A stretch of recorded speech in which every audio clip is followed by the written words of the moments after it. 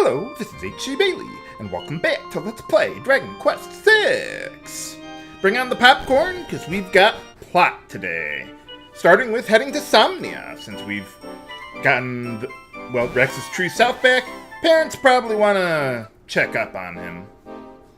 Probably want me to check in before my bedtime and give me my monthly allowance to buy more equipment. That would be Rex.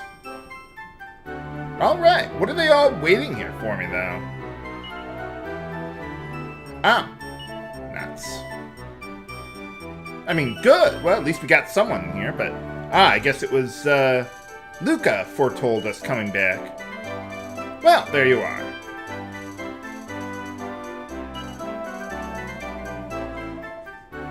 Well, yeah, evidently so.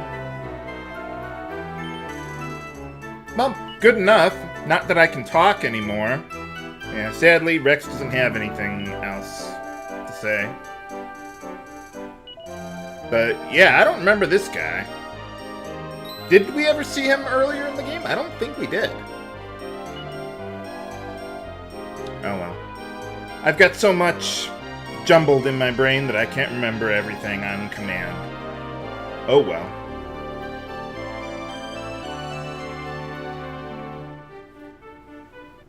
Don't you mean he's accompanying us? I mean, we were the ones who had to go there, but... Yeah, it's like a time travel plot in a Star Trek episode. Holy cow! That can get confusing.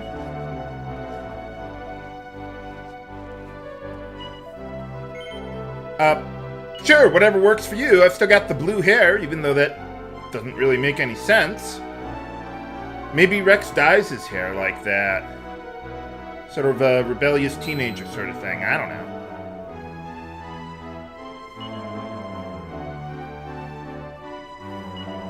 Well, yeah, that is the general idea of being a prince, so we can get in charge one of these days.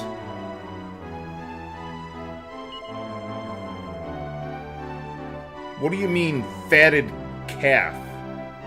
I mean, I'm guessing that's like a kind of meat or something from a calf. But I mean, what do you mean you fatted up? What do you just put, I don't know, lard on it or something? I don't know. Maybe they just fatten up the calf and then kill it. Or eat it, or whatever.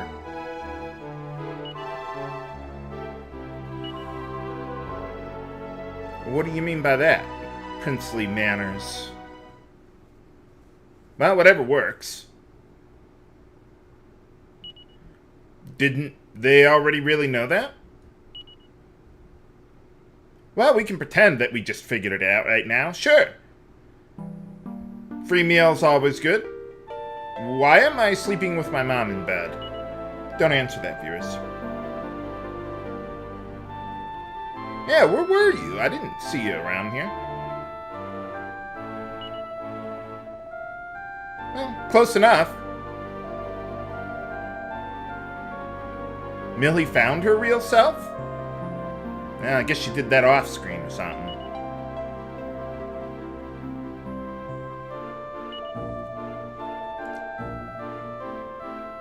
Nuts. Maybe we can jog the memory somehow. There can be only one! Well, sounds like a plan. Why not? I'm a JRPG protagonist. Of course I'm an insomniac. What did you expect? Oh, okay, I guess what is a king doing? Oh. He's just sleeping on the throne. Well, I suppose it's better than your wife making you sleep on the floor. Now, that's another game, viewers.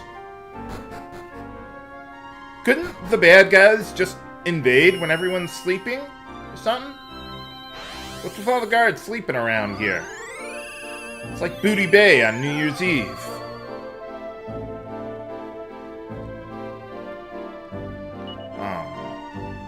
Never heard of a Princess Sarah, but I wonder if the name of Rex's real sister is dependent on what answer you give to the Chancellor early in the game. Remember when we were what is it? When we were pretending to be a prince and the Chancellor asked us that question, like, what's the name of your departed sister or whatever? I would imagine that if I had said Sarah, then one of the other three answers would have been what they use here. I forget, I've played this game several times, but I never really bothered to check that, because it was, well, not really a tangible detail that I was concerned about.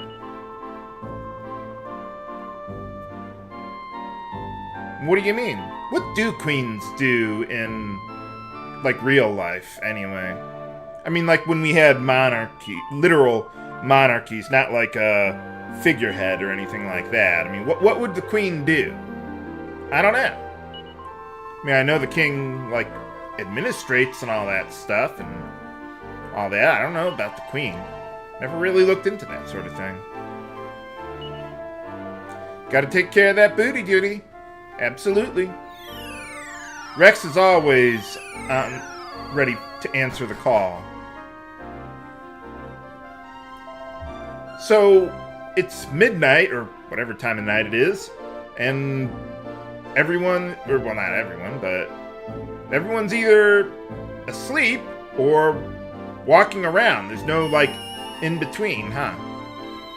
Who's guarding the castle if all the soldiers are asleep?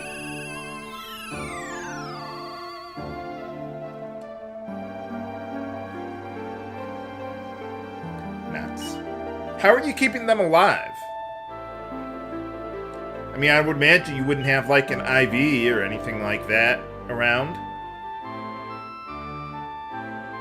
Well, sounds like a plan. We need an excuse to take him out anyway.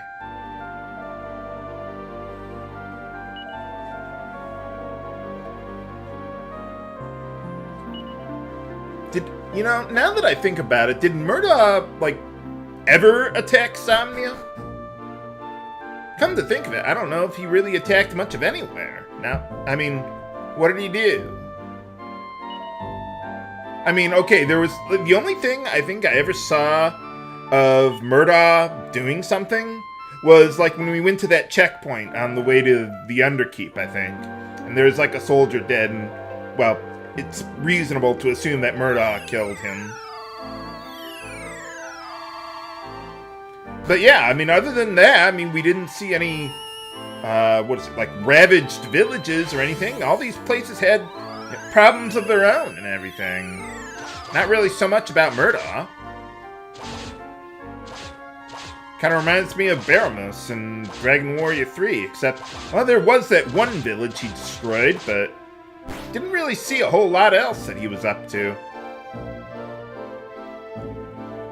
Or like the Emperor in Star Wars.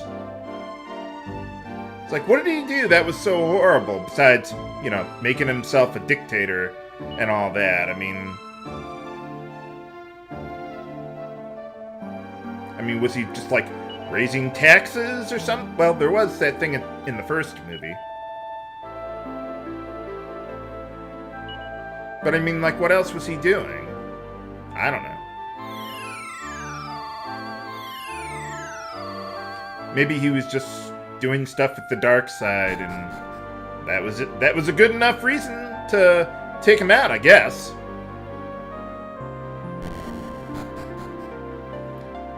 Uh-oh. Nah, I can't get out of here. I wonder if I can zoom out of here. Probably not. I'm not worried about it. Probably wouldn't work anyway. They'd probably just say something silly like, oh yeah, you got an invisible plot wall preventing you from getting out of here. But anyway, as you can see what I'm doing, sorry, I've been kind of rambling there. But yeah, we got all these blue balls of light or whatever, and you just gotta go around and find all of them in order to advance the plot here. Even if it's nothing extraordinary relevant to saving the world or anything, you still gotta go through here in order to progress with the main plot of the story. You'll see why when we get there. But, yeah.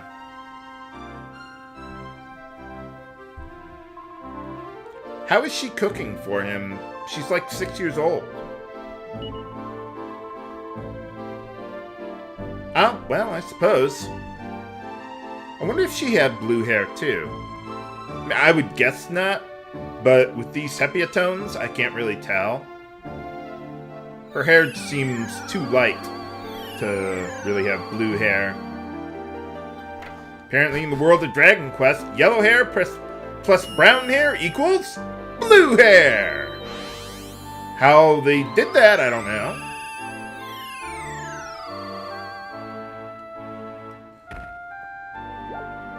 Oh, hey. This must be how they really met the first time.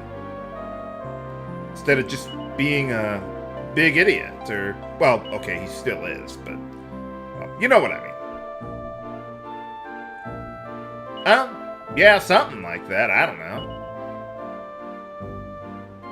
Too bad you can't wake people up at the church like that. Like curing poison, or... Well, you don't really need a church to lift curses anymore in Dragon Quest. Used to be that way. You equip something that was cursed, and there was no way to get it off. When I was your age, you wanted to lift a curse off one of your party members, well, you had to go through an entire side quest, or you'd have to go all the way back to town and find that guy who can break curses on equipment, and you had to pay him a lot of money in order to get that thing off. And we liked it! Actually, cursed equipment wasn't really good under those circumstances. Except maybe the, Hella's armor, or the equivalent thereof, in Dragon Quest IV. Or the NES version, you know. Well, apparently he was a bad apple even then, huh? Wonder whatever happened to him anyway. I thought I remember seeing him in the jail at some point in time. I thought there's like another NPC who said like once the king and queen were woken up or whatever, they kicked him out or something. I forget. Seems kind of odd to build up how evil this Chancellor is and then just say, oh yeah, we got rid of him off screen and never refer to that again. There's probably something somewhere that I haven't checked. I mean, I don't check every single NPC after every single sequence trigger in the game. I mean, it's like with Robin the Mermaid. Unda. Yeah, I mean, it never occurred to me to go back there and check after defeating Gracchus there. So, yeah, I mean, I've played this game several times, but I still don't know everything. Well, I never do, but you know what I mean.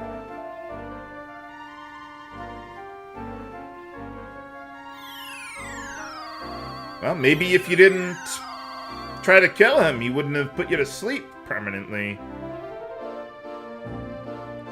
Well, yeah, it's getting late. What else would you be doing?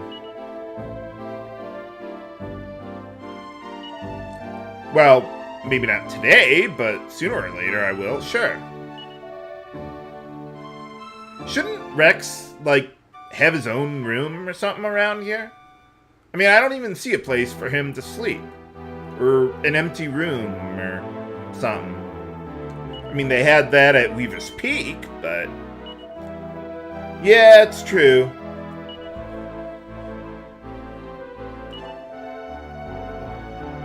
Yeah, pretty much. Nah, that couldn't possibly be true. We've been everywhere in the world.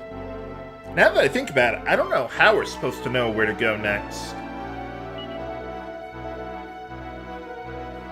I mean, I know where to go and what to do, but I don't think they ever say, hey, you should go here.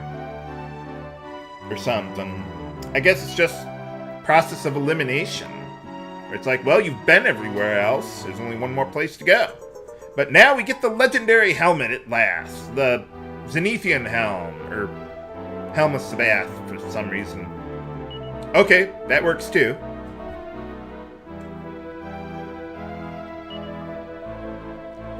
I wonder.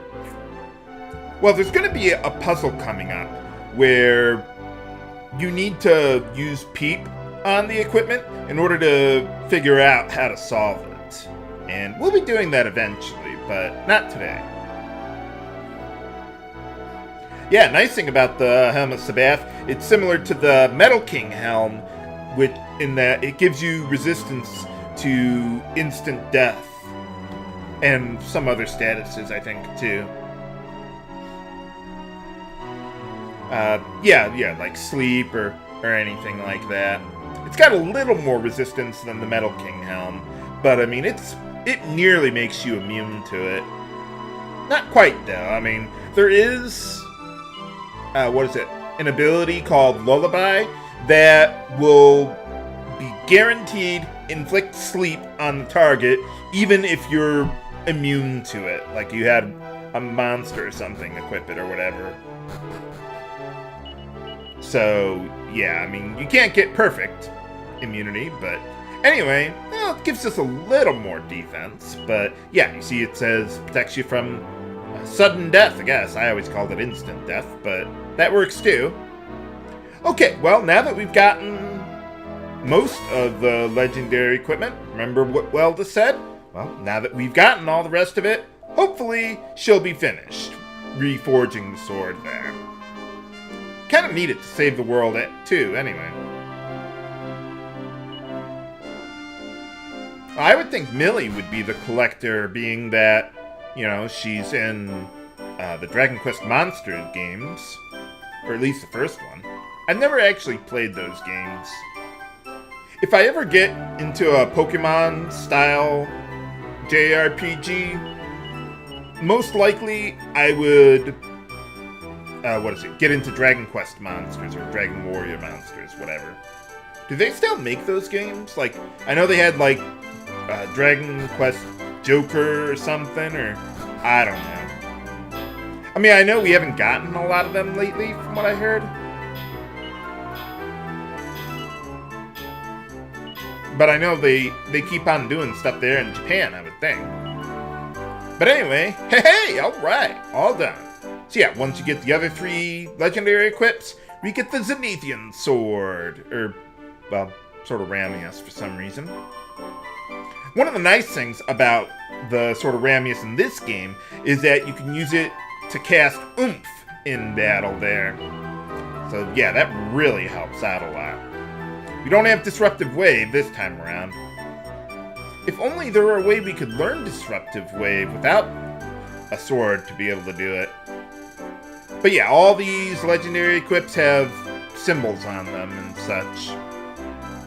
So now I want to give the Zenithian sword to, or Sword of Ramius, to Rex there.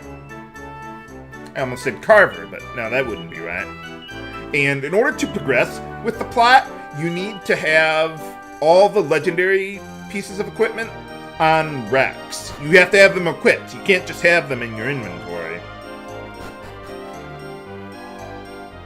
But I do want to make sure that I've got the Platinum Mail for Rex, or in his inventory, because I'm going to be wanting to switch to that mid-battle coming up. So, but anyway, now that we've got the legendary equipment, we want to upgrade them at the Fashion Forge here. Unlike regular equipment, when you upgrade legendary equipment, not only does it improve your style stat a lot, but it also raises its attack or defense power, or whatever piece of equipment you've got there. So yeah, it really helps out. I mean, it's not a huge impact. It's like, I don't know, 5 or 10 more attack power on the sword there, but it's still totally worth it. Now, if you don't have the money to do all this, you don't have to worry about it. I would at least upgrade the armor, because that has a massive style boost from reforging it. The sword and helmet, not so much. It's not a huge difference, but I figure I might as well. By the way, for some reason, you can't reforge the shield there. I don't know why. And, well, as you saw there with the sword, you can upgrade the sword twice for some reason. I wonder if that's kind of like a bug or something, where, like, maybe the shield was supposed to cost 10,000 and the sword was 24, but for some reason they put them both on the sword or something. I don't know. I'm just hypothesizing here. But anyway, yeah, you do want to upgrade all your legendary equipment, if only for the stat boosts, not just style. But that upgrade will really help you out when we're going to be going back to do the last round of the Best Dressed contest eventually there. But what is the meaning behind the symbols on all this legendary equipment anyway? Find out next time on Let's Play Dragon Quest VI. This is H.C. Bailey, signing off. Have a good day!